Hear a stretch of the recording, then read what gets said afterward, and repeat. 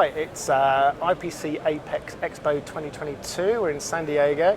I'm joined by Kevin from EM Solutions. Good to meet you. So actually, give me an overview of your company first.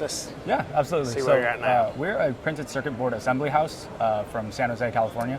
Yeah, it's actually my parents' company. Oh, right. They started in 2008, and I've been working there almost 5 years now.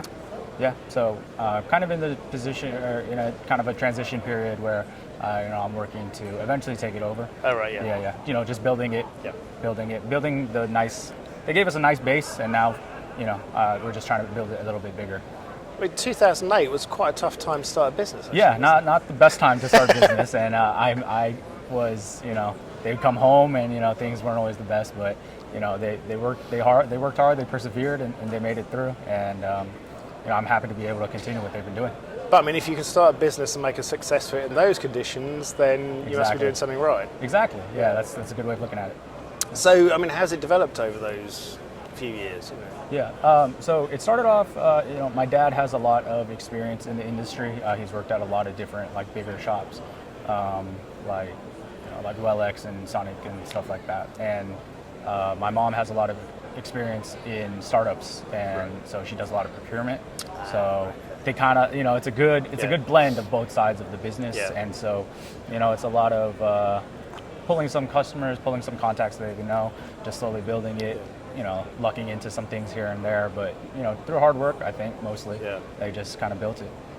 Have you found supply chains over the last few years? That's the $64,000 question. Yeah, the giant elephant in the room. I mean, supply chain is something that I think everyone in our industry is dealing with, and I think the people who are dealing with the best are going to be growing the most. And for us, like I said, my mom is very strong in procurement, so that helps a lot.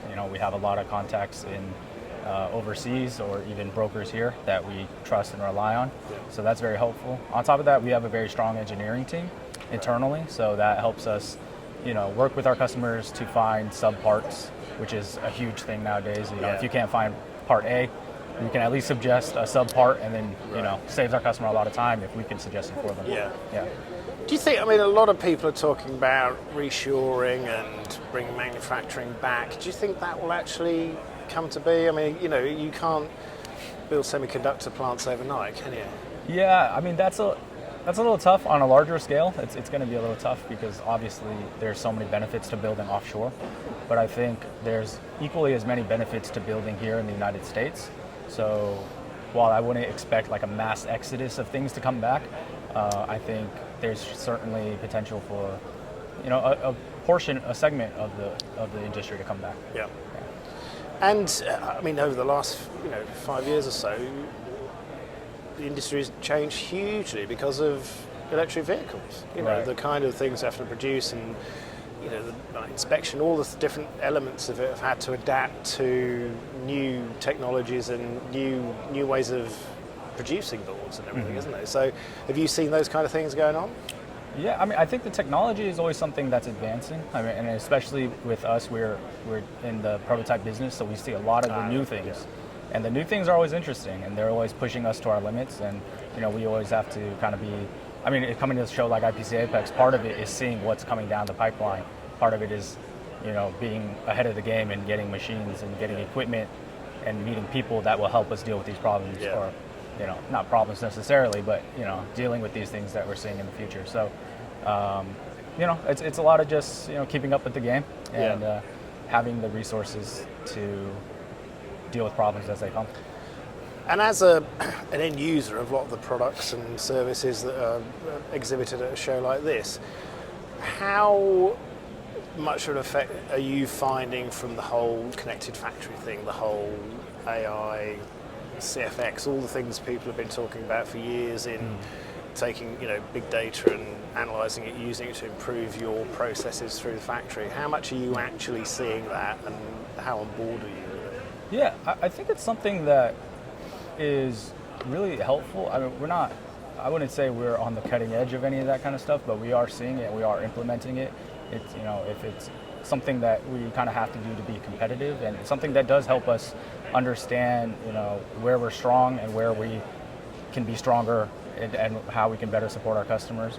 So I think it's a good tool to really help improve the company. It gives you a better general idea of where you might stand, and you know, if you can do any competitive analysis on your competitors, that's also, you know, helps us you know, keep in the game, basically, stay competitive. And I guess, you know, being you know, prototyping, you've got to be pretty competitive to get people to jump on board with you, haven't you? Absolutely, yeah. And that's a huge thing. Competitiveness is, I mean, our industry is so huge that I think personally that there's enough for I think there's enough for everybody to get, you know, some of the pie. But obviously, we want to be competitive. We want to get as much as we can. And, you know, there's certain ways that we do that. I mean, part of it is the engineering support that we provide, like offering sub parts. You know, a lot of we've actually gotten a decent amount of business in the past year from being able to source where, you know, when someone gives us a quote, instead of saying we can't find 18 parts, we say we can't find 18 parts, but here are 18 potential subs. Customers like that kind of thing. Yeah. And then for us, because we're a little bit of a smaller company, we're a family-sized company. For us, another thing that we provide is really good communication. You know, kind of one-to-one. You know, we'll always be there to answer an email, to call. And for prototyping, that's really important because things change quickly. And sometimes customers, and it's not necessarily their fault or anything like that, it's just the nature of the building. Sometimes they need to make a change midway through after we've already started. And we have the capability to be able to, the flexibility to be able to make those changes for them. Which is very helpful. Yeah, that's fantastic. So what do you hope to gain from a show like this? Is it literally seeing what's new, what's available, talking to some suppliers, that kind of thing? Yeah, literally. Actually, for IPC Apex, you know, we're not exhibiting, but we are attending, and what we're here to see is generally, you know, the machines and the resources and the people that we can use and maybe procure to bring our business to the next level. Right now, we're a quick turn. We're mostly quick turn. I would say probably 60% quick turn prototypes, 40% mid-size production. Hopefully in the next year or two, we can kind of flip those numbers. We'd like to be more mid-size. And we've been taking steps to do that. We bought some new machines, some that we saw at IPC Apex last time I was here 2 years ago, pre-COVID. And some of those machines have helped us do that. Oh, cool. Yeah. And it's good that you can, you know, you can mix and match. You can find the machine that is right for that particular part of your line, rather than. So it doesn't help us to buy, you know, things that are making, you know, high-speed machines that can make thousands of boards a week when we just don't have that capacity or quantity anyway. So the Apex is a great way for, I think, any company, no matter what size or what you're looking for, there's always a booth or a person or someone who can point you in the right direction. And I guess with that, and then the demands of your customers, that keeps you on your toes. Definitely.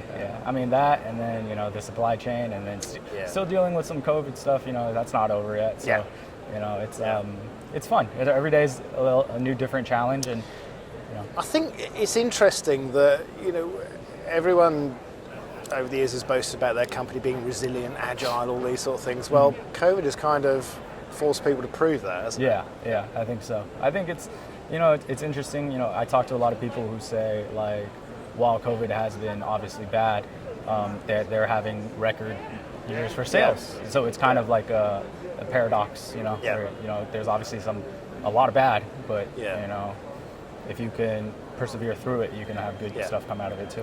It's good for the industry as well. You know, I think the industry coming up with some new ways of doing stuff remotely has been really good for people, hasn't it? I think so. I mean, for us, for printed circuit board assembly, it's kind of hard for us to do too much stuff remote. Exactly. You got to press the button on the machine at some point, right? But I think, I mean, you see it with you know, people working more remote. I feel like some things are more effective that way. Some people are more effective working from home, you know, especially, you know, people with families and, you know, people with things at home that they need to take care of. It's kind of shown that it's not necessarily a thing where you have to punch in 9 to 5 every day. Well, thanks for spending the time to talk to us, Kevin. Absolutely. Really good to me, and I hope you get some good insights around the show. Yes, sir. Thank you. Nice to meet you. And you. Thank you.